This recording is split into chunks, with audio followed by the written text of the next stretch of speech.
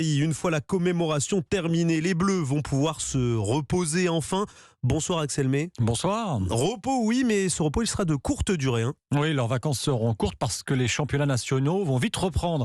Alors selon leur club et selon leur statut, les joueurs bénéficieront de congés supplémentaires. Kylian Mbappé par exemple, héros malheureux de la finale, fait partie de ces internationaux stars qui peuvent imposer à leur employeur une date de reprise, surtout quand leur employeur s'appelle le PSG, propriété du Qatar, organisateur du mondial qui vient de s'achever. Le premier championnat national qui recommencera dès lundi prochain, c'est la première ligue anglaise où évolue notamment le capitaine Hugo Lloris. En France, la Ligue 1 reprendra le 28 décembre. Le lendemain, ce sera la Liga, le championnat espagnol où joue un certain Karim Benzema. Forfait sur blessure au Qatar, le Ballon d'Or a publié tout à l'heure sur les réseaux sociaux une photo de lui en maillot bleu, accompagné de cette légende. J'ai écrit mon histoire et la nôtre prend fin.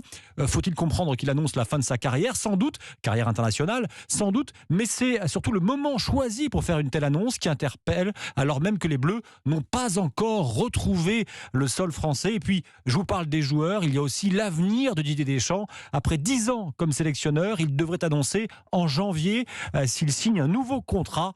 La tendance actuelle serait, je dis bien serait, un renouvellement.